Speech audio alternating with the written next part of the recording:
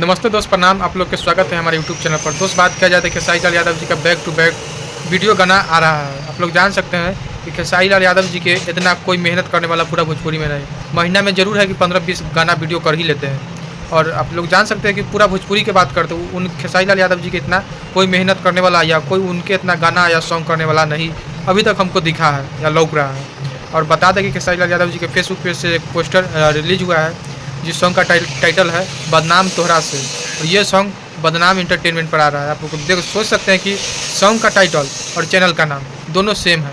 Channel का नाम है बदनाम इंटरटेनमेंट और सॉन्ग का टाइटल है बदनाम तोहरा से, यानी दोनों सेम है। आप लोग जान सकते हैं। और ये सॉन्ग जो है कल सुबह 11 बजे आएगा बदनाम इंटरटेनमेंट के चैनल पर।